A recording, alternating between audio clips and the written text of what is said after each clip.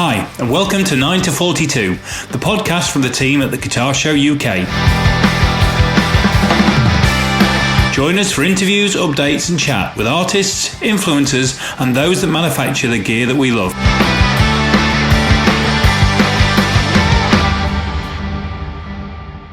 Hello and welcome to 9 to 42, the podcast from the guys at the Guitar Show UK. I'm looking at my good friend Jason Hunt on screen. Big Cheese, Le Grand Fromage from the Guitar Show.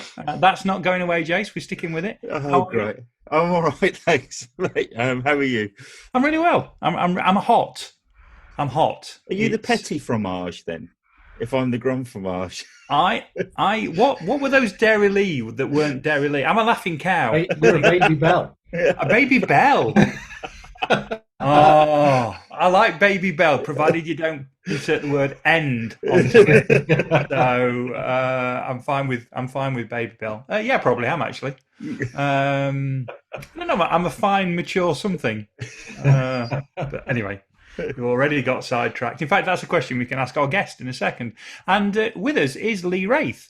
And Lee Wrathe is Director of Marketing at Headstock. Except Headstock isn't just Headstock, is it? It incorporates a lot of things. So afternoon, Lee, how are you? I'm very well. Warm. It is warm, isn't it? Warm day in the UK, depending on where you're listening to it. It's a rare, occurrence. And it's currently about 32 degrees outside and about probably 35 inside where I'm sat. So if you're watching this as opposed to listening to it, you'll be able to tell. As a rule, we don't release the video. We might have to now. That's just created. Thanks, Lee. You've created more work for us. For reference, it's the 31st of July. Hence the reason it's warm. So this might not go out for a few weeks from now. So if if it's pissing down and it's September and you're wondering why we're saying it's warm, that's the reason.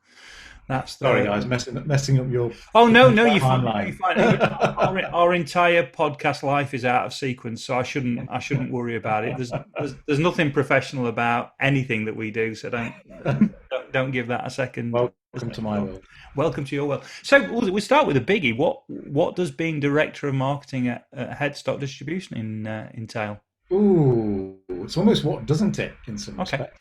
So Headstock is a distribution company. And they distribute Laney amplification. We're based in Birmingham in the UK, which is Jason's hometown. Am I right? It is indeed. Yeah. You've spoken about this already on the podcast, haven't you? About musical exchanges when you were talking with good old Simon. Oh, you listened to it? I did. Yeah. How could I not listen to the legend that is Simon Bradley? Yeah. That episode has gone really well. Really well. He's brilliant. I'm getting paranoid because I hardly talk in it, so I'm sorry. No, I'm just getting concerned nobody likes me. So I'm just going to replace you with Bradders. Yeah, that makes a lot of sense. Tales from the bus. Yeah. So Headstock basics, Laney amplification, 52 years. It's been going now, and then they took on became a distributor for Ibanez. Goodness knows how long ago now. Probably 20 years, maybe. I think it's longer than that, isn't it? It probably is. Way before my time. It's at least that long because I used to buy guitars when I was a buyer at Academy of Sound from Laney Headstock, and I left Academy nearly 17 years ago. Yeah, well, there you go. So it's got to be at least that. A long time, and also we distribute DiMarzio. I'm thinking about guitar and backline brands because we also do all that drummer stuff that nobody on this podcast cares about.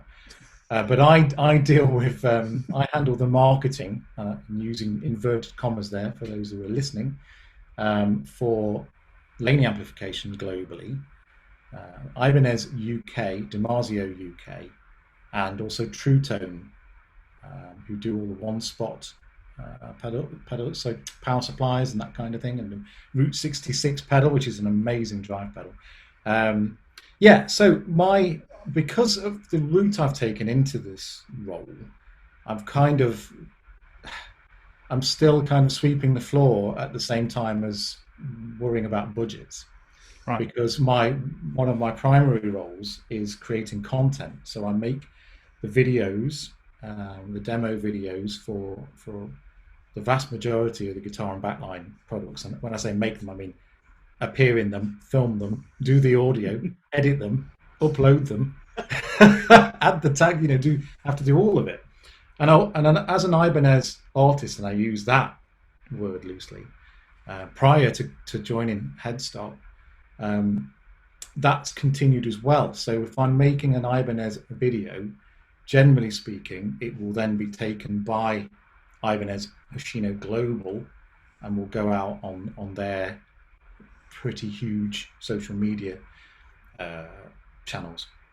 And that's really happened quite a lot during lockdown, because I've been very busy, and I put out quite a lot of videos a week, or at least create them, and they may have been struggling for content during it. So I've been probably responsible for over 1 million views on their Facebook page. And a lot of the time, you don't even know that it's been shared. So you just sort of switch your phone on, and then it's exploded, and you go, "Oh, I know what's happened here." And then you kind of grin. What's everybody saying? Oh dear, how many dislikes? So I create content. I also plan that content. I organise and work with third parties like Jason for the guitar show, and organise the events for the brands. I manage the budgets. I run people, run teams, which means I'm kind of doing all the one-to-one stuff with human beings, organic blobs, and so it is everything you'd expect from a directorial role, but I'm also doing all the content as well. So it's and across all those brands. So it's a taxing job. And I think the only reason I'm able to do it is because I'm a musician, but I can also spell my own name and add up to 2, and I can get out of bed in the morning. And I'm willing to put the hours in, and it does take a lot of hours to do this stuff.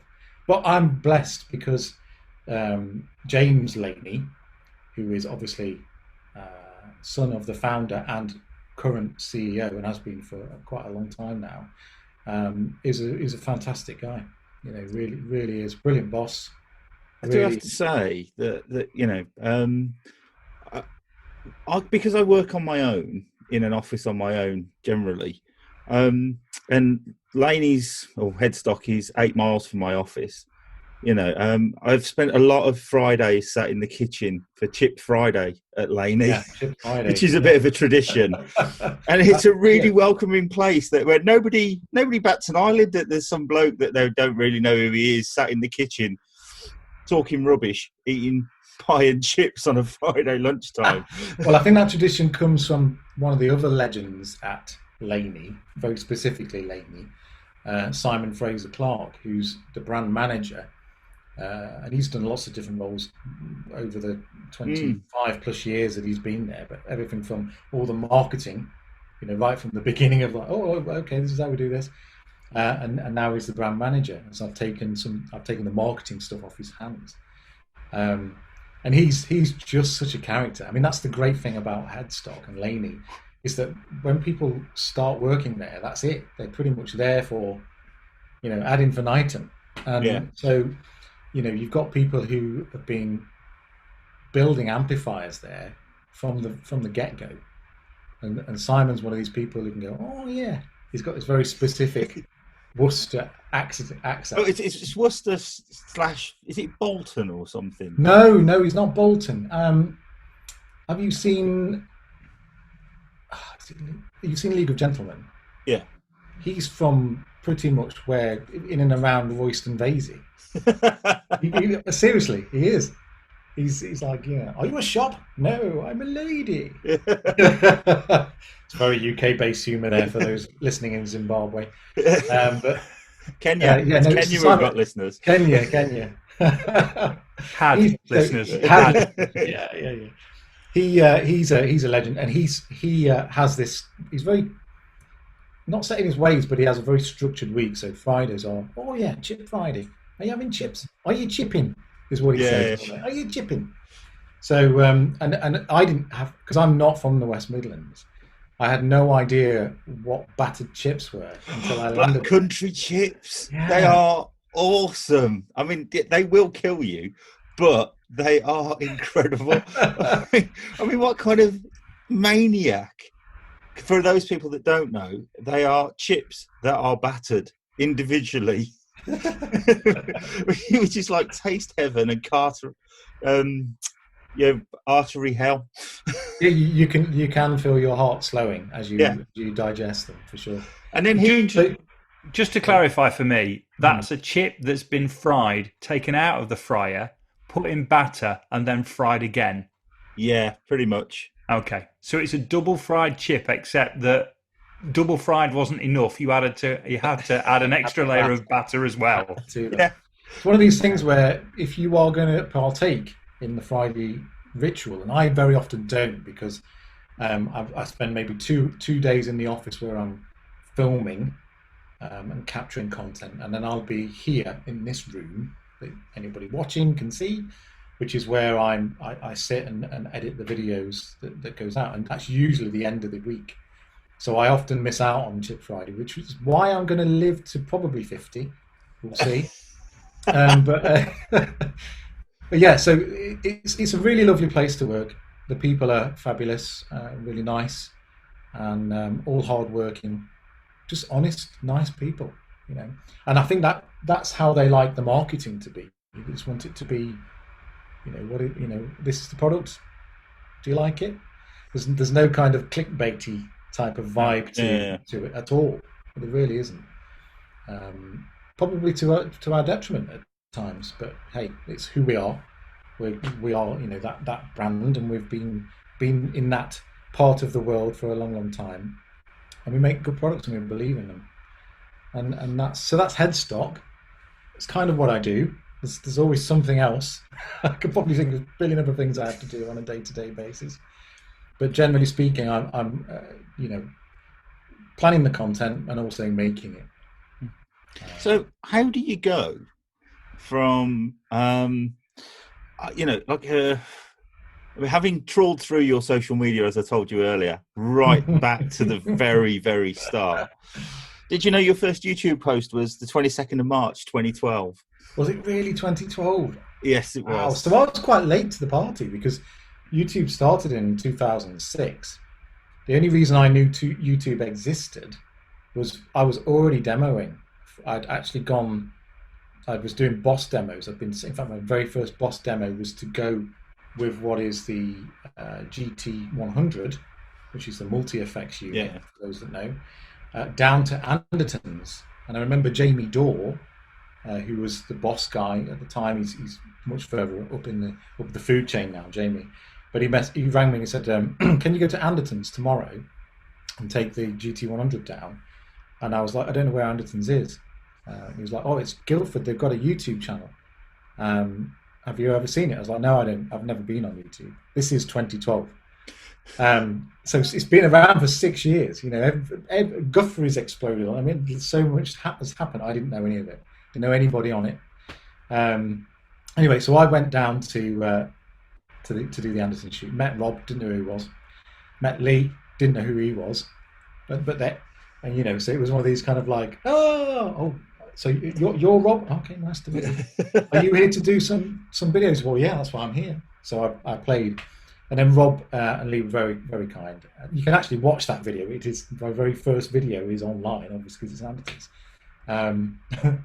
And then afterwards, Rob said to me, to cut a very, very long story short, you should get a YouTube channel, start making videos. So I thought, well, I'll give it a go. Looked on YouTube and realised that, that's who Tom Quayle is. Because we were talking about you've been trawling through my social media, and I used to have this chin strap beard. Now, it's interesting because you just reminded me. That time I went to Andertons, afterwards, we all went for a beer before I went home. And I got to meet Rob's bandmates and other people. I think even Rabia might have been at that point. Anyway, they came along, and then Rob was like, "This is Lee. He's a great guitar player. He's kind of like Tom Quayle." And at the time, good friends with Tom. And I didn't know who he was then because it wasn't on YouTube. So I was like, oh yeah, well, fine. Got home, had a look on YouTube, went, you're having a laugh, aren't you? Tom is amazing. I wonder why he's. Oh, it's the beard. The beard. I've got the same beard as Tom. Oh, he's had it. So that's That I had the Tom Quayle chin strap at that point. Yeah. So you got home. One of your earlier Facebook posts as well is what did it say? Uploading videos is hard.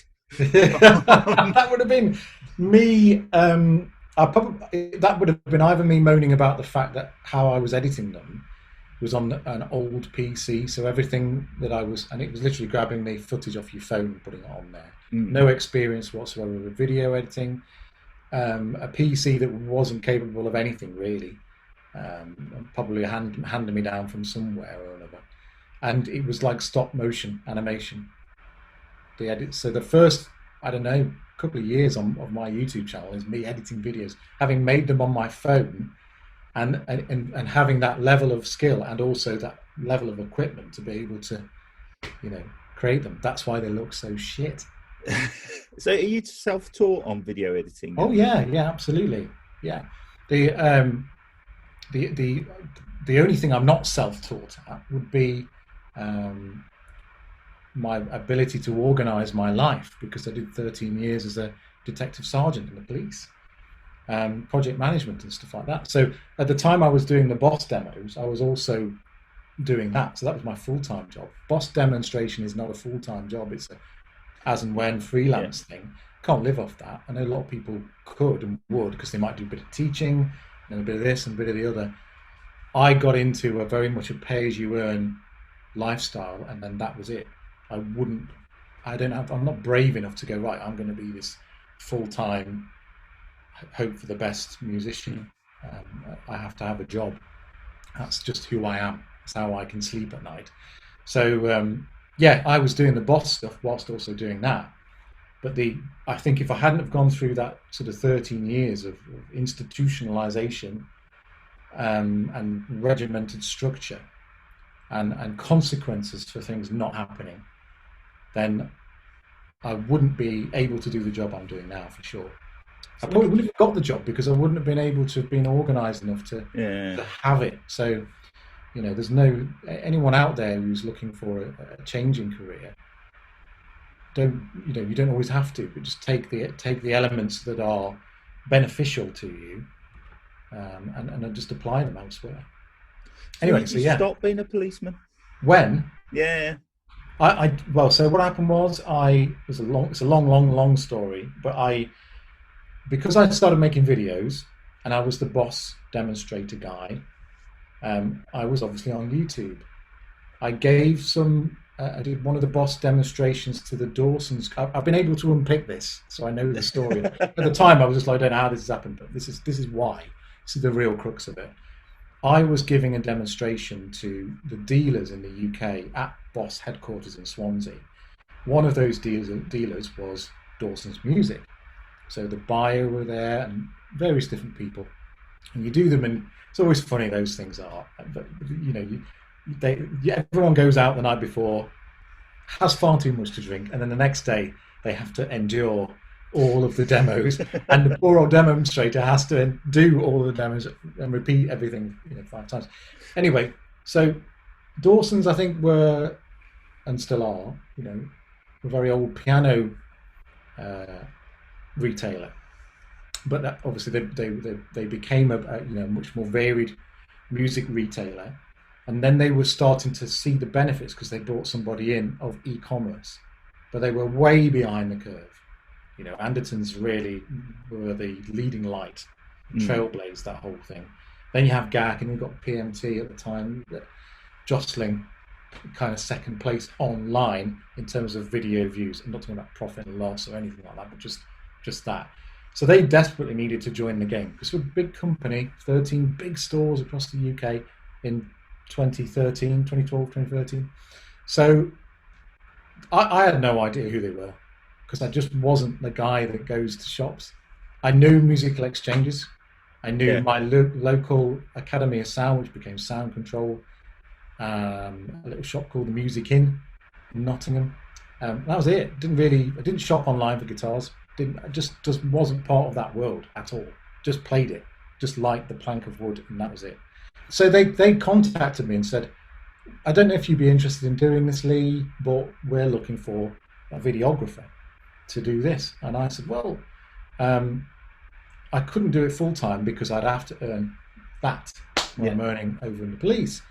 And they were saying, well, that doesn't really scare us. And I was like, yeah, but it scares me to leave that security. So why don't we do something freelance for a while at X amount? So I did that for a bit. We got to know each other, as you do.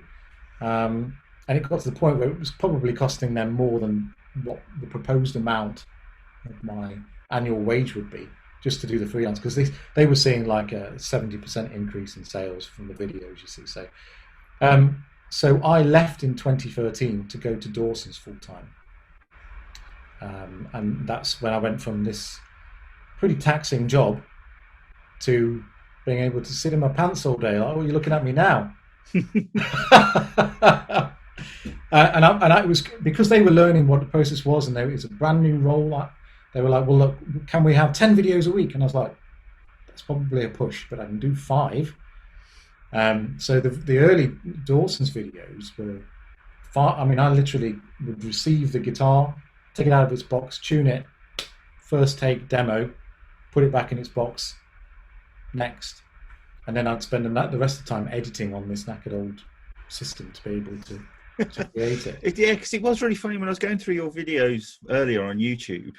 There's like shots of you playing a Les Paul, playing a Taylor and stuff like that. It's just stuff that I hadn't ever seen you pick up before. Yeah, it's all from the Dawson's side of the world. And those videos, I mean, bizarrely, we gained a lot of subscribers on that channel very quickly. And people seemed to connect with what I was doing. Who knows why?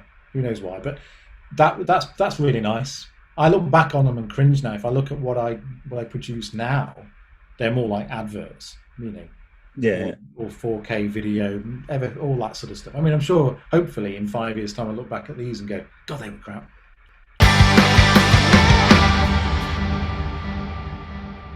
Always been a huge Vai fan, always, and I basically taught myself to play pretty much all of Passion and Warfare when it came out, just by wearing out the tape. I had about 5 copies on tape and just used to listen to them overnight on my really old Sony Walkman, as was, and then went on to an actual CD player and just did the same again. So when the Gem 77P BFP, which is the blue floral pattern guitar, was reissued, I was like, well, this is my bag. I'm just going to do the best video I can make at that point, which was not great. But so I decided to, every kind of pickup position, I played a different Vai riff and got some nice close-up footage B-roll. And I also played a track called Blue Powder, which is a track from Passion and Warfare as a cover. And then I was upload and then went out with my good lady, as was, for the evening for a date night. And I was sat down with my curry, probably half a bottle of wine in, and I got a call, which is very random, from the guy that was running the social media for Dawson's, to say, you're never going to believe this, but Steve has shared our demo. Your demo is live on his Facebook page. And he said something like, oh, here's a really great demo, blah, blah, blah. I'm going to steal your haircut, seriously. Yeah, at the time. It was very funny. It was very flattering. And it's bizarre because probably, 2004, I'd created this little piece of crap demo album whilst I was working for the police. No time to do anything. You kind of get up earlier. If you want to get something achieved, you've got to just get up earlier. And so I made it at like 4:30 in the morning till 6. And then I would come home from work and then do a couple more. So it was like, and because of that, it was super shred. I mean, because I had this pent up energy to play guitar. I was like, gonna get all these notes out. And then Vai came to town. I was like, maybe I should give him the CD and thank him for all the inspiration and nothing more. So I did. I waited all day, met him, lovely guy, gave him the CD, watched the gig, and that's it. Went home. And then 6 months later, got an email from him. This is back in 2004, saying it was a lovely. I'll have to send it to you, Jason. So you can read it. It's lovely. And he was basically going, you know, really enjoyed track 7 because I made sure I put track 7 as he's got this thing about track 7, hasn't he? Yeah, so I put the ballad there. Yeah. And he was like, picked up on that. I liked it. But he basically said, look, got more than technically you ever possibly could wish for. What I'm doing now is I'm searching for the meaning behind every note that I play. You should try to do the same. I didn't care. At that point, I was just like, you know, stick a fork in me, I'm done. Do you know what? I've got an email off Duff from when he came over and did Music Live. Yeah. And it's a lovely email.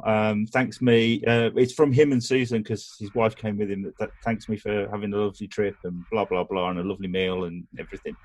And at the end of it, it says, plus, you're a really fucking cool guy. I honestly, it's practically framed and on my wall. You know, everybody I know has been shown that email, and it's at least 12 years old now. It's special, isn't it? But I think, you know, it's a good point. I'll come back to it. So that happened 2004. 2013-ish is when we're looking, as a result of what Vai had said to me, I was like, well, maybe I could do something with my, you know, musical life. You know, it wasn't my dream to become a policeman. It just was what it was. Anyway, so the boss long story short, with the boss demonstration job came up. I went for it and got it, along with a guy called James Roberts, who you will know, Jason, because he always does the boss stand with Mark Harley. Yeah. Lovely guy, really great player as well. So between James and I, we kind of filled the very big shoes of Alex Hutchins in the UK, because he was too busy going off to Southeast Asia and doing all the kind of Roland Boss stuff. So if I hadn't have had the connection with Vai in 2004-5, I wouldn't have gone for that. And if I didn't then create that demo for the Gem 17, he wouldn't have shared it. But there's this little connection there. And then last year, 2019's, 2020's NAMM. I'm always in yeah, behind. I know. It's like last January, NAMM. which feels like about 200 years ago now. Was the release of Vai's Pia signature, the brand new Vai guitar. And as a result of me working for Dawson's and doing the Gem video and it being shared by Steve, I became an Ibanez artist. Started in the UK and then it went bigger into sort of global one. That's how I got to know Headstock really well. They were like, we need a guy to come in who can do all of those things. So I did that. Then they realised I could spell my own name, add up to 2. So they gave you a budget. So they gave me a budget. That was it. And then you roll forward. You know, it's all online to see what's happened since then. But then NAMM this year was the release of the new Vai guitar. So I was like, I need to get that sample in my hands because I know I know what the Vai fans will want because I'm one of them. So I got it. It was very, very rare guitar because it was, you know, just after NAMM. It was the only one in Europe, wasn't it? You were trying to bring it to the show, but it couldn't be played with. Yes. So basically what happened was I got it the morning of the show. And you know what the show's like. You got to get there, I don't know, 11, 12, start setting up. So I'm at the office at 7. This is build-up day, not the... Yeah, the build-up day. So, yeah, the Friday. So I don't live in the West Midlands. I drive in to the West Midlands. So it's probably, you know, it should be about an hour and 15 minutes. Certainly at that point, before lockdown and all the craziness, more like 2.5 hours. So I'm up at 5, get into work, and I film between 7:30 and about 10:30.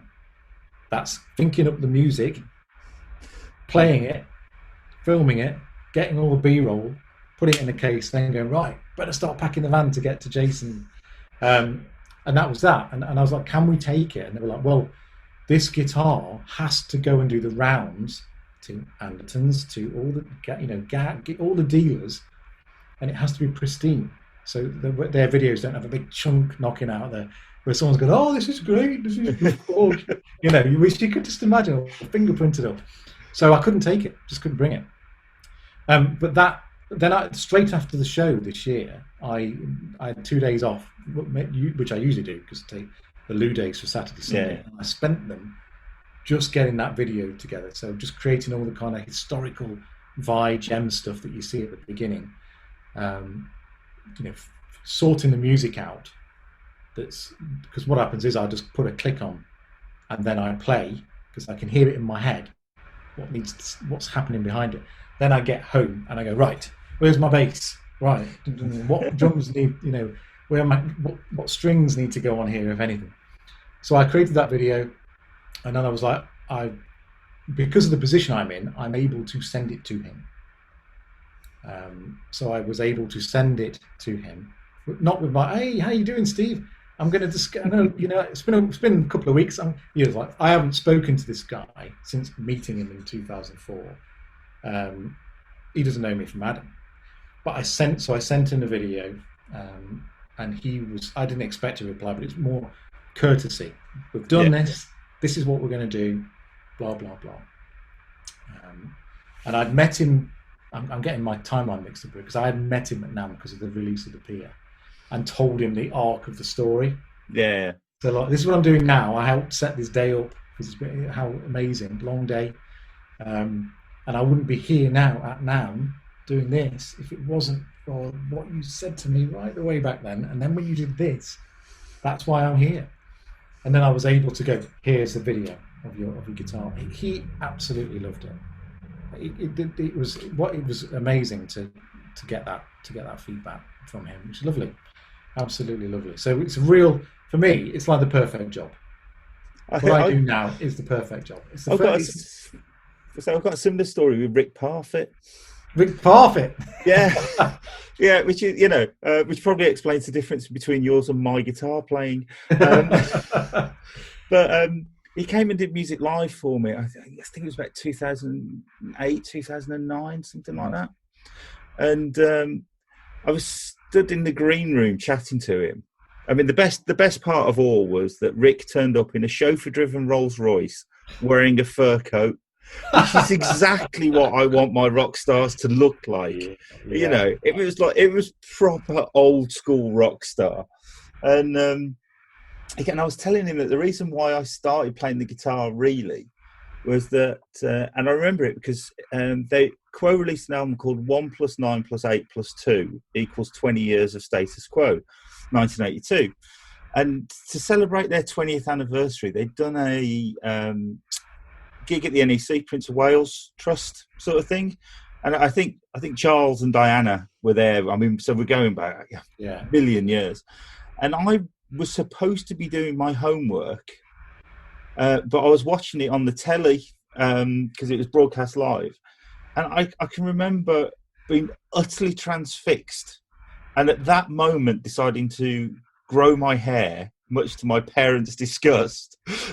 and that was kind of like the journey. So I was telling Rick all of this, that ultimately this event at the NEC is your fault. Because if I hadn't have grown my hair and bought a guitar, I wouldn't have ended up running this event. And he just went, "I'm really sorry, mate."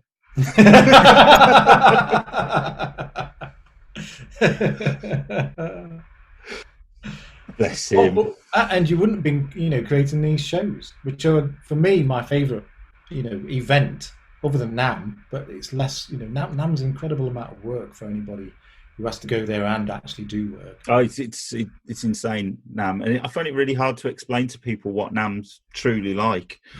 And the magazines do an incredible job of video and written content of showing this really exciting guitar heaven, when in truth of the matter is it's a bit like guitar hell. There's 120,000 people going, most of which are slow-moving mom and pop store owning Americans in blazers and chinos. Or the other significant part of the audience are people that are under the impression that it's still 1987 and haven't moved on. Well, we always give a Zoolander award. We always, because you get the beauty of NAMM. One of the great things is what you just said, though. You know, the amount of amazing different people you can meet there. But if you're going there, certainly as a demonstrator, so I've done it a few times directly as a demonstrator. That's my job. So I sat on the Laney booth doing acoustic demos for about 12 hours a day. Didn't move, just solid playing. And then people would come up to you with their microphones or their iPhones or whatever, and it's like, please give me a demo of blah blah blah. Well, we're from Guitar World, we're going to do this, and, you know. So it's just a day of talking or playing, and then the evenings are about business. Yeah, you are going out with dealers, or you're taking dealers out, or you are networking, having a good time, of course. But you come home from NAMM drained.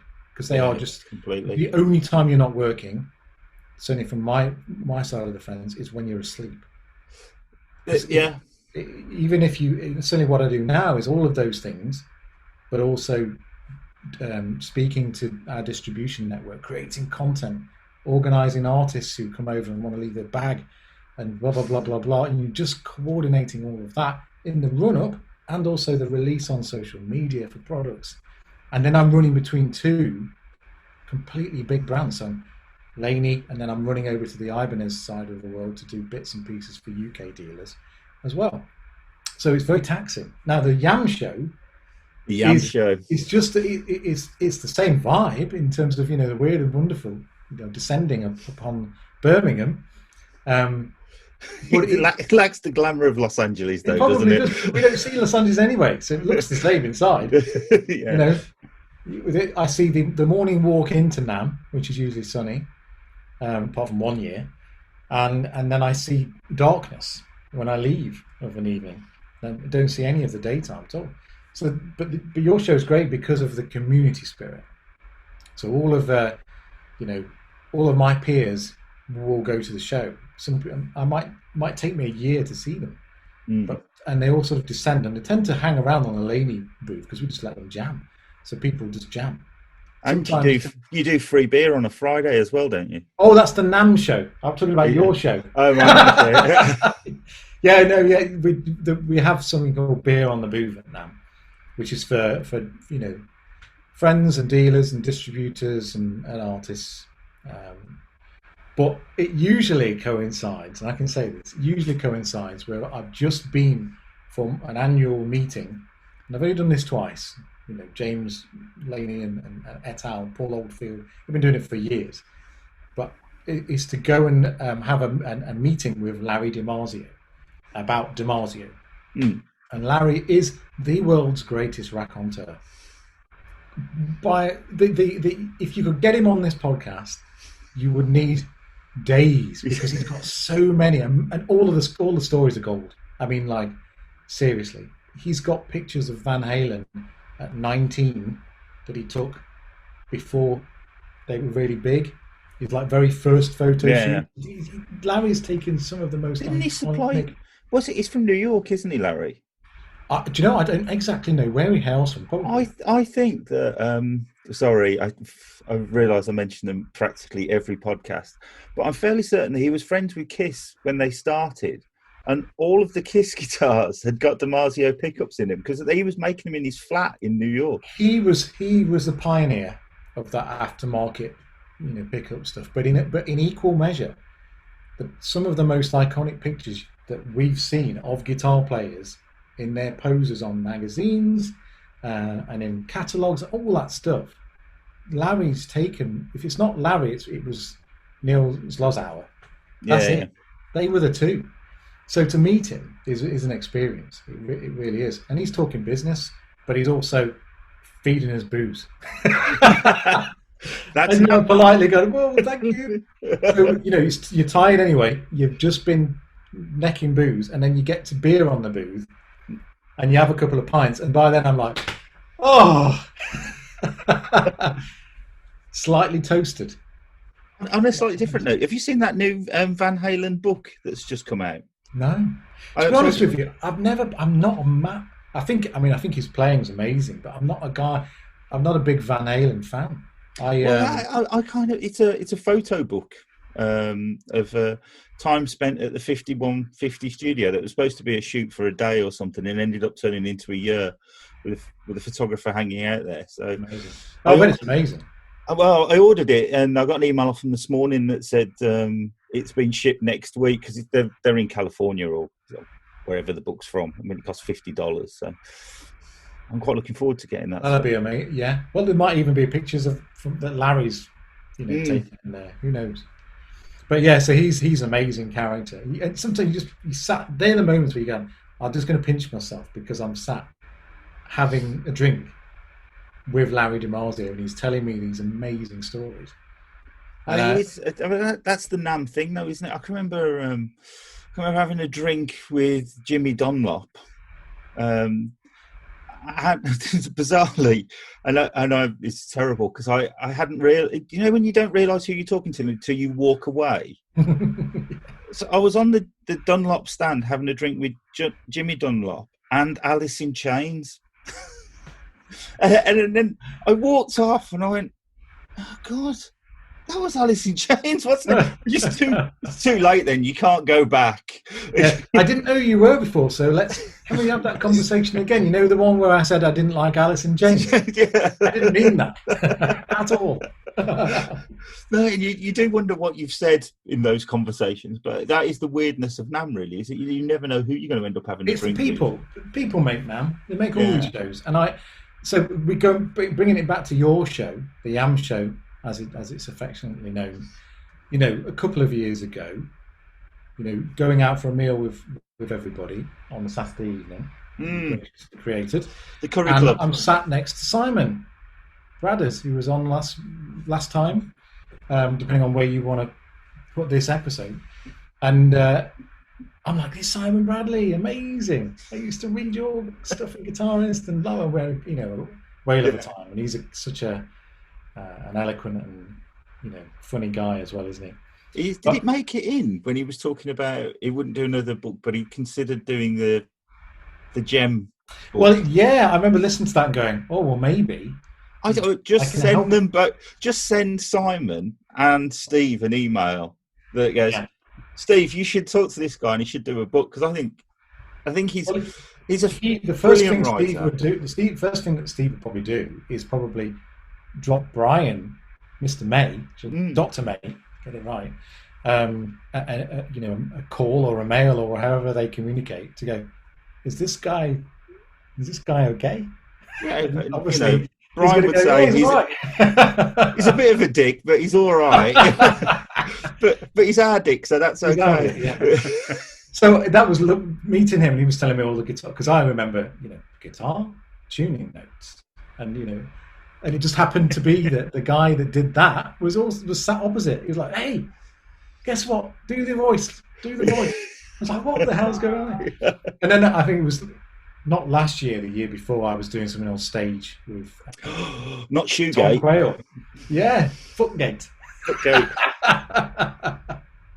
And I remember, so I'm playing some stupid crap on the stage, and then Tom is doing his wonderful stuff, and Simon had set up this camera to project what was going on the pedal board, because we were doing, I think it was for one of the new tube screamers at the time. Or maybe even one of the Laney pedals, can't remember. But I remember going, Simon must be really enjoying what I'm doing, because I can see him giving me a load of sign language kind of excitedly at the back of the room. I can't quite make him out because I'm actually blind after about 6 feet. And I wasn't wearing any kind of glasses. And then eventually he comes over and he goes, move your fucking foot. He's like, move your fucking foot. And I'm like, oh God, yes. My whole time, my old knackered trainer was just in shot. We got a ton of video footage of your blue trainer. Yeah. So I've only had that experience once of being sat next to somebody and not having a clue who it was. And it was Steve Hackett. Wow. And I was a Marillion gig at the Albert Hall. and we were in the guest area, and this guy was really nice and he was really chatty. And then we're at the party backstage afterwards, and everybody was sucking up to him like God, and it was like, and at that point, I sort of who's that? And anyway, did a quick bit of googling and realised it was a kid. Yeah, you feel such an idiot, really. Oh God, there must be. You get to it certainly with someone like him, no doubt. You're just so used to it, aren't they? Yeah, Used to people having a complete breakdown in front of them and not being able to speak. They're having probably people coming up to them and just saying whatever they think is what they should have done on so and so. And I remember in 1972, and you did this, and that was terrible, and I think you should have done it this way. Yes, thanks very much. You know, you can imagine what they've had to deal with. he probably thought I was so cool. I was like, he's just not mentioned anything. Just that is so cool. It's probably just like, Blue you are, mate. Thank God, I can just have a nice, relaxing time. Yeah. That is So who knows? Maybe weird. he's harbouring some evil resentment towards you. I don't know if he listens. Maybe he's the guy who listens in Kenya. I don't know. Maybe, yeah, he's like, I was going through the list of people where they listen from, and it's just incredible now. The list of countries is huge. I mean, after the UK and Ireland, the next biggest is the US, which you'd kind of expect. But Germany, Greece, Spain, France, it's a bit mental, really, for my little guitar show. Podcasts are an amazing, medium, aren't they? Because you can consume them without actually doing a lot. You don't have to physically be doing something, to consume it. So all the podcasts I listen to are I'm a captive audience in my car.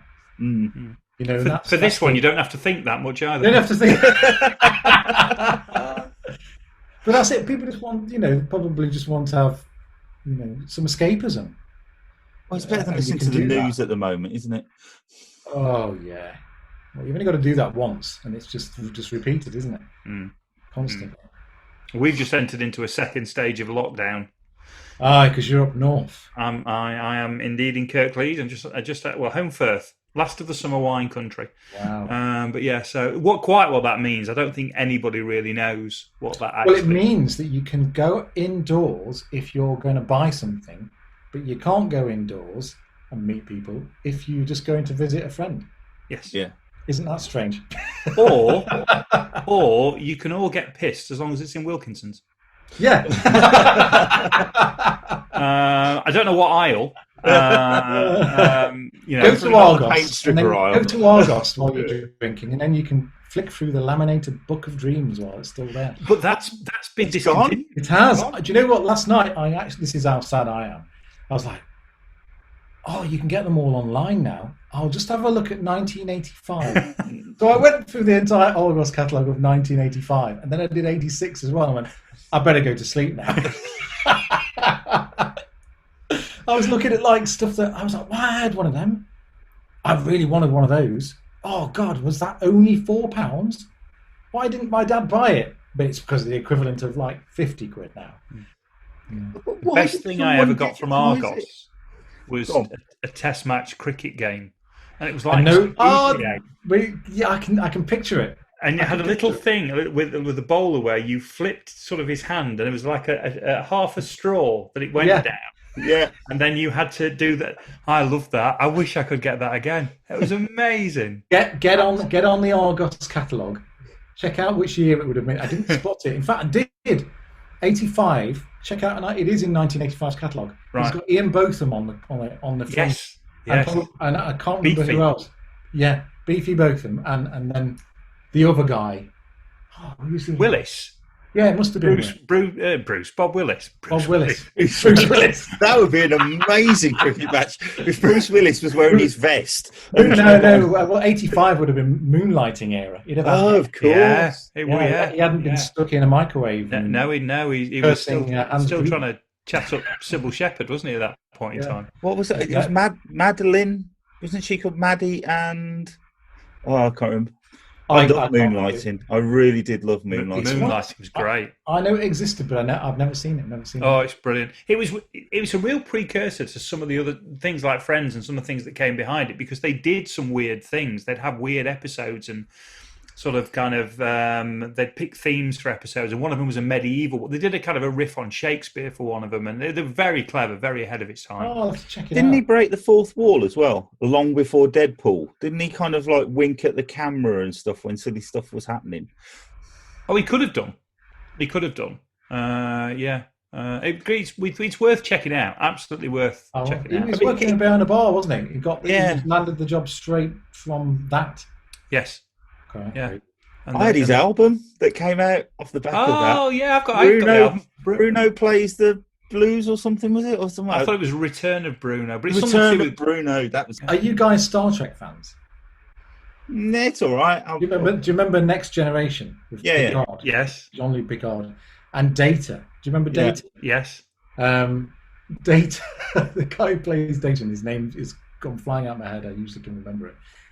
He's a great singer. I mean, he's a great actor as well. He has to do a lot of stuff in Next Generation, but he's also a really good singer. And he put out a jazz album, and he called it "Old Yellow Eyes Is Back."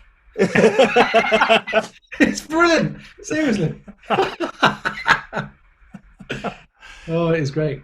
Oh, Next Generation, Huddersfield's finest, Patrick Stewart. Is that where he's from? Huddersfield? Yeah, he's from Huddersfield. I know that. Yeah, he's from. You can really tell from his accent, can't you? Yes, it really comes across. Make it so. But no, yeah, he was Chancellor of Huddersfield University for years, and he's had a lot to do with the football club. And yeah, he's one of Huddersfield's finest, along with Roy Castle and what's his face, Harold Wilson. He's Huddersfield. Really? Yeah. And there's another one out of there. I think there was 4. I'm trying to think of the fourth one is, but yeah, that's Huddersfield's. I didn't know about Sir Pat. No, and that's the other thing, coming back round to Nam, because Picard, which obviously is the new thing they've done. Yeah, a lot of it is filmed at Anaheim at the convention centre. Oh, it is, isn't it? Yes, I saw that, which is really funny because it's the most futuristic building in California. Yeah, I was going to make a joke about, obviously his arch nemesis in Next Generation is the Borg. Yeah. Yeah, the cube, the resistance is futile and all of that. And I was thinking, how can I put a play on words for some kind of Facebook page? Like, he's going to wipe out the Korg, something like that. But it was crap, so I didn't bother. Seems fair. So, I suppose the question we really need to ask you is because it's gone through a few of the more recent podcasts, and to get serious for a second, actually, what's your favourite Carry On film? I should have one. I'm trying to think. It's probably Carry On Camping. Right, we've not had that yet. Yeah, no? Carry On Camping's great. No, we've not gone for that. I grew. We're all of a similar age, aren't we? And we must be. I grew up. I mean, it was risque, but you kind of you knew what was happening, but you didn't at the same time. There was an innocence to the. I was born in '76, so I'm 44 in October. So I kind of watching Carry On films when I was about 7 or 8. Yeah, you could get away with it. At the same time, I was watching Benny Hill, so it's like crikey, Carry On Camping, right? We'll add that to the list. Add it to the list, yeah. I mean, I'm sure the listener in Kenya is delighted over them. We've not had a Carry On Doctor or a hospital one yet. I nearly said Carry On Doctor because that was the first one I could see in my mind when you mentioned it. But Carry On Camping, I think, is my favourite one. Carry On Camping. See, that's the obvious one because everybody thinks about Barbara Windsor, don't they? It's doing the you can't say that on a podcast, but doing the chest exercises. Yes, that's the one that for impressionable youths, in fact, impressionable males or females, but certainly for impressionable males, that was the one we all remembered from the time. Not saying that it's 55 minutes, 16 seconds in, and that it broke the pause. I'm not saying that out loud at all. That's because that wouldn't be true. But right, okay, we'll add that one to the list then. I have got one question, which was I was over at Laney. I don't know, a couple of years ago, and I was asking about on possibly a prototype of a new amp. I can't remember which. I mean, that is the joy of when I pop over. Simon's usually like, "Come and have a look at this I've been working on," and I get to play it before anybody else, and then I'm sworn to secrecy, so I never tell a soul that I've played this new amp.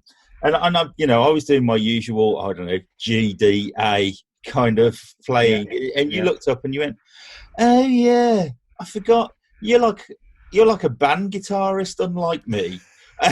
Who said that? You said that. I said that to you. Yeah. Was I there when you checked it? Yeah. Or I was in the boardroom asking about. I can't remember where I was. Oh, God. And I was just like, oh, right, okay. So, and then I was like, yeah, I suppose that the way you play is very kind of, it's Satriani, it's Vai. They're solo kind of artists, aren't they? Whereas I've never, I'm not capable of playing like that. And can't be asked to put the practice in either, if I'm perfectly honest. It's what you grow up with, isn't it? I mean, if you've just spent your whole time listening to Hungarian wedding music, that's what you'd be good at. Yeah. So it's... There's also a slight age difference there as well, because you were saying you were born in 76. Yeah. So I'm 5 years older. Yeah, and that will make a little bit of a difference, because I mean I grew up playing Bryan Adams and Bon Jovi and all that kind of stuff, because that's what hit me when I was 14, 15, 16. Yeah.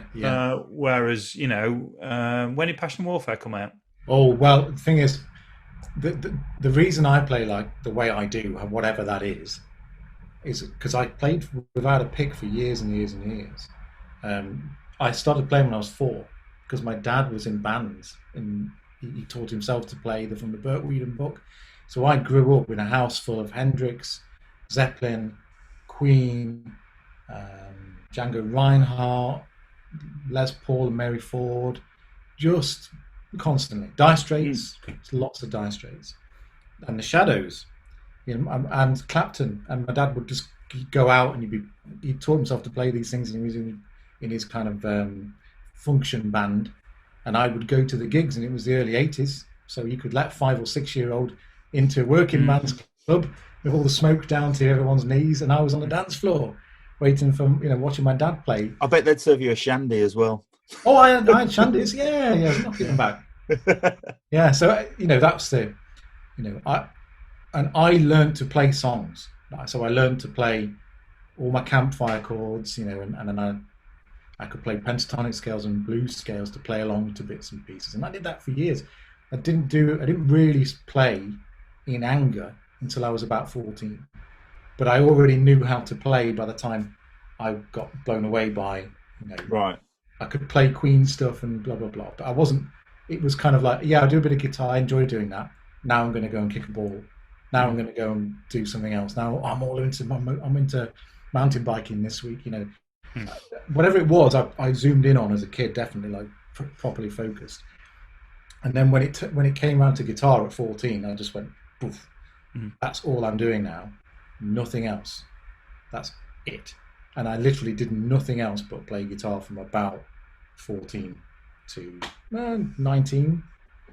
And then life gets in the way of other things. But by then, I'd kind of and we're talking, all day, every day, because you didn't have anything else. You go to school, come home, that's it. And then towards the end of that, during the A-levels, that's all I'm doing anyway. Just guitar, completely focused. So, but I already had the grounding, so it was really easy for me to jump start fairly quickly. It wasn't like it was an alien object that I was trying to get my head around. If I told my finger to do something, it did it. It did it. I just had to increase the fluency or understand the theory behind why does it go there. And anyway, so I play the way I do because of all of that, not just the when I went solidly mad for it, if you like. That's why I really don't fit into anything. It's very difficult for me to join a band. A, because I'm only interested in creating what I want to create. So this whole collaborative thing, I'd be a bit like, really? Anyway, but let's say I did. They'd be like, well, yeah, that riff's is a bit too rock for this country stuff we're doing, or that's too blues for the metal we're doing now. That's too metal for this. So I just wouldn't fit into anything. So I just kind of wandered around just doing my own thing musically forever. And then the demo world came along and went, that's precisely what we need. We need to be able to go, well, here's a bit of this, here's a bit of that, here's a bit of the other. Yeah. And so it's the perfect grounding for it. Oh yeah, and it's the perfect place for me to live musically. Because this week, I got out of bed, was listening to some kind of metal stuff, but not proper hardcore metal, but kind of the shreddier side of the fence, if you like, or even kind of late Jason Becker type stuff. Got to work, had to do a demo of a guitar. So what was in my head? So that's what they had. And I wasn't under a constraint of, well, actually you've got to do this. Yeah. Or that's not, we don't play that kind of stuff. I was just like, today you're having Hans Zimmer. Tomorrow you're having Burt Whedon or whatever it is. And so the demo was the perfect place for me to exist. But you release your own music too, don't you? Well, every demo I do is a piece of music. So, especially the last couple of years, they are literally just pieces of music I've created, and then they get published via the medium of video. And their purpose is to make nice sounds that people can enjoy whilst watching the close-ups of the, this is what you could do with this guitar. It's not everything you could do with it, but it's what you could do. So I made this piece of music with this block of wood or this pedal. So if you take those kinds of instrumental pieces of music and then you put a little bit more thought into them because it's part of how you're feeling at the time when you created them, and it's not just a demo you've knocked together, that's the album I made last year, or was certainly released last year, and it took a couple of years to make it, because coming out of a really shitty, a good relationship that went shitty right at the end, horribly, and then I was just in a very, very low, horrible place. My friends, a guy called Paul Hose, who's a world-renowned drum tutor. He's got places all over the world, and he's an author and blah blah blah. But he's been doing my drum stuff for years, and he was like, "Come on, we need to get you out doing things." And I was like, "Yeah, I think I'm just going to stay in and watch this World War II documentary, and then just drink gin." And that's what I was doing. And he kind of very, very slowly but surely coaxed me out and got me going into the studio to just record little bits and pieces, and it really helped me. So the whole process of making an album was cathartic and made me feel better. And it started in a very sad place and ended up really happy. And bizarrely, that the whole thing is documented in the album. Not that the album starts sad and ends happy, but but it's lovely that I've got that encapsulated, and it's a proper release. It's not something I've just knocked together and put out on Bandcamp. It was released through Revolver Records, and they made the CDs. It was mixed and mastered properly. It was all created in the studio, and it was great. It was a great experience. So yes, I do release music. There's that. There's a load of shit demos from years ago, and then there's something every week almost. Through the medium of video. They are original little pieces of music that I put together, whether they're 2 minutes long or sometimes, we also create at Headstock. We also own HH Electronics, which has been around for a long time, which is a PA company, a speaker company. And so I create content for them that I don't put out on Facebook because people go, well, why are you sharing this video that's a corporate video? But the music I write for that is soundtrack stuff. It's kind of movie trailer music. There's no guitar on it at all. It's all symphonic. And I love nothing better than to sit here. You can't see it, but right here is my keyboard, MIDI keyboard. And I just sit I've got the BBC Symphony Orchestra from Spitfire. I've got all those other bits and pieces, and I just sit and write music on the keyboard, on the keys. And then I'll go, I like that. That's a little piece. I can use that. And then I might put some guitar on it. and then if it's a demo piece for the things you will have probably seen because you've been stalking my Oh, Facebook. mate. Do you know what? I almost liked a post from like 8 years ago just because it would pop up on your feed and you'd go, why is he all the way back there? There's a brilliant. Paul Oldfield did this. He sent his dad, and he's got a screenshot of it. He's absolutely brilliant. He sent his dad a message on Facebook Messenger, because obviously that became Messenger, in about 2014, saying, "How are you getting on Facebook, Dad?" And then 6 years later, the reply is just a thumbs up. Brilliant. And he shared it again this week. I was just, it's so good, so good. Sums it up perfect. Oh yeah, I am sorry that I stalked you, but it was really interesting. Oh no, not less for the changing hairstyles and beard. It's just kept me highly amused, really. I like to change it up. I did the for a laugh. I permed my hair, and it was one of these things where you either go out and get a bunch of tattoos. Well, hey, got them already, or you can do something crazy just to kind of new change in life, new direction. And the hairdresser that was a friend of mine, she said, why don't you just perm your hair? You'd look good with curly hair. I was like, oh, fuck it, go on now, do it. so she did, and then I just had this kind of like proper, 1980s, curly Liverpool player, curly hair. Yeah, exactly. I could have been, number 9 for Liverpool or whatever, or Everton. The thing is, whether you think it at the time, everybody only ever perms their hair for a laugh. Oh, yeah, exactly. You might not think it when you're having it done, but history tells you that you only ever perm your hair for a laugh. Absolutely. Oh, I'm sure there were points where I was like, yeah, this looks good. But I put you may have seen it, but I put a picture on Facebook. And it was one of the most, I think it was one of the most liked, Facebook reminds you of things. Yeah. What your most liked posts of blah, blah, blah. Or your most commented on. And it was just this picture of me, full cheese, with this haircut and my guitar. Amazing. It was very funny. I'll dig that out and share it on social media. Yeah. You can't erase the past. Well, I don't know about the rest of you, but I think we're heading to beer time, aren't we? It's a beer's calling. It's I've been locked in this room for an hour and a quarter now, and I'm starting to feel like I need a beer. I'm absolutely boiling. Yeah. I need to open the windows. We've got a train line that runs at the back here. Right. It's quite busy. With the windows closed, you can't really hear it. Yeah. But if I'd have had the windows open every 10 minutes, it'd be like, so I thought, I better not. Well, and now I'm literally melting away. Yeah, thank you. And thank you very much thanks for finding the time. It's been it's a pleasure. Fantastic.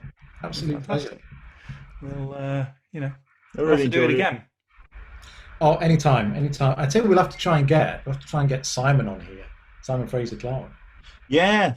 Get him to tell us his stories of many of those. Well, when we're allowed to move around a bit, maybe we can head down there. And we could do it over at Headstock, because they've got this wonderful sort of like mezzanine floor in the factory that looks like your lounge, basically, with rugs thrown down, loads of guitars, and we could probably get some Black Country chips in. I was going to say, as long as it's Friday.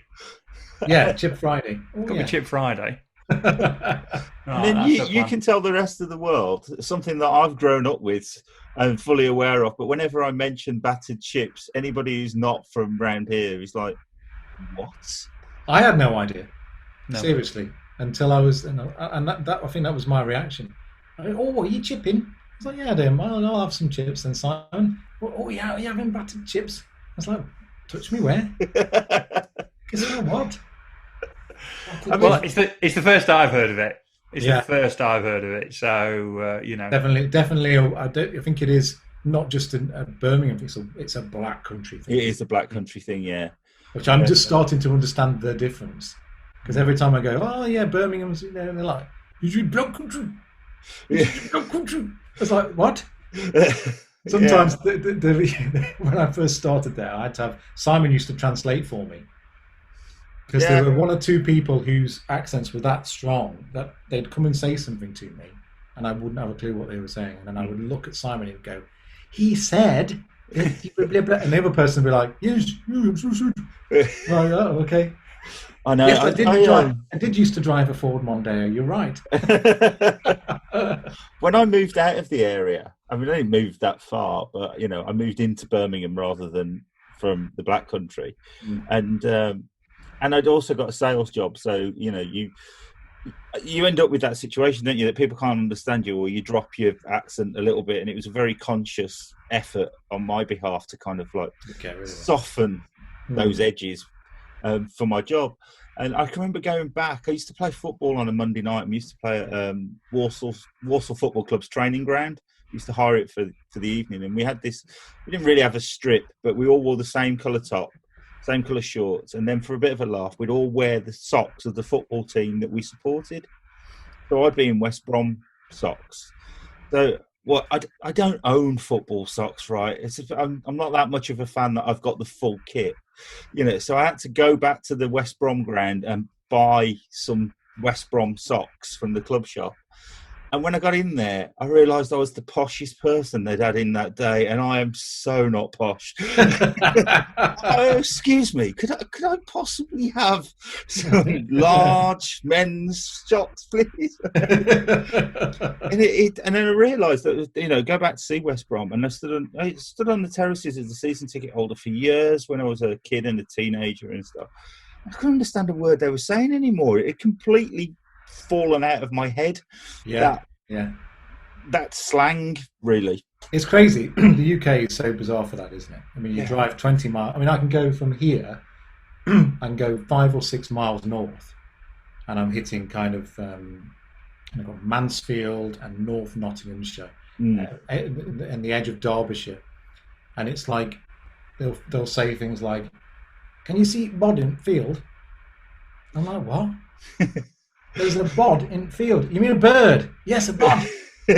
"Bod in field." "Oh, right, okay." And it's like, that's 6 miles. Yeah. I mean, I've walked between the West Brom ground and the Villa ground, which is probably, again, it's only like 6 miles, but one of them is like really Black Country and one of them is really Brummy. And they're effectively, I think it's 2 roads is the difference between them. It's mental how the accents change for our Kenyan listeners. On that note, I think we should probably wrap it up. Well, while you've been talking, and I apologise for not, and I haven't got a clue what you said over the last 5 minutes, because, and the reason why is because I've become absolutely transfixed with old editions of Argos catalogues. I told you would. You will lose hours of your life. You seriously will. I was in bed. Look how sad this is. Sat up, reading the 85 and then the 86 catalogue. I was skipping through all, because I do it on my phone, so it's like page turn, page turn, page turn. You couldn't kind of zip through them. Getting through about 100 pages of just jewellery. Yeah. Tacky jewellery. And I got to the watches and I was like, I'll have a look at these, because I'm waiting to see the Casio watch with the calculator in it and all that stuff. So from there onwards, I was, transfixed. But you have to get through the first 100 pages of tack. Well, it's all tack, but through the first 100 pages of tacky jewellery that you weren't interested in as a kid, to the stuff you were.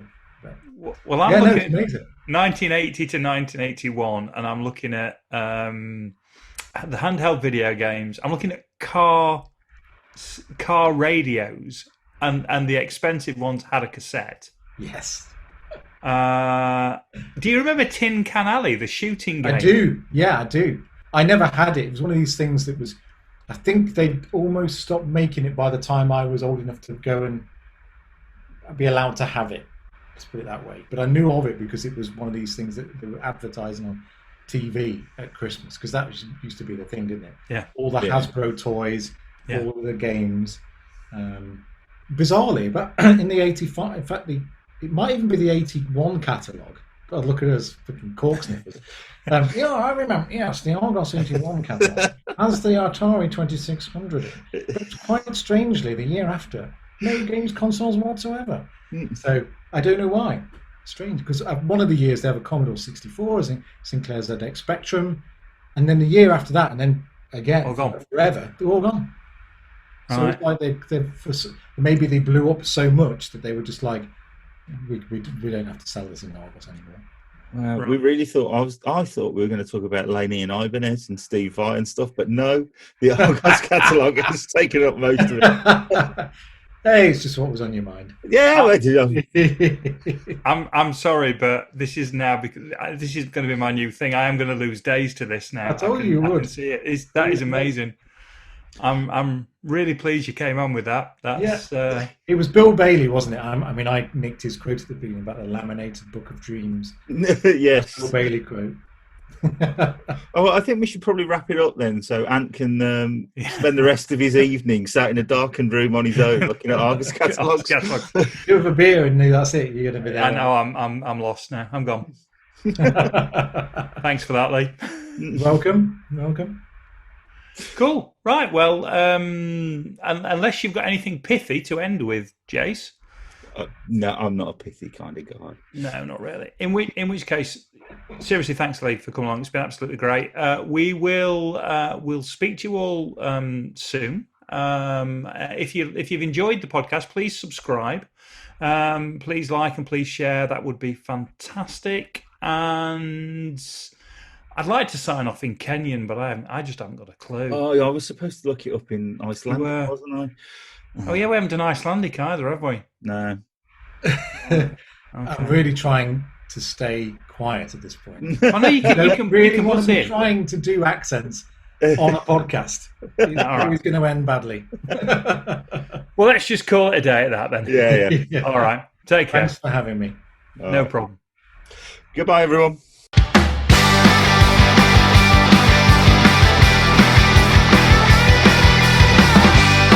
Thanks for listening to 9 to 42, the podcast from the team at the Guitar Show UK. If you've enjoyed the show, then please remember to hit the subscribe button and share with other like-minded souls. For more information about 9 to 42, please follow us on Facebook, Twitter or Instagram at the Guitar Show UK. This has been an A Short Stories production.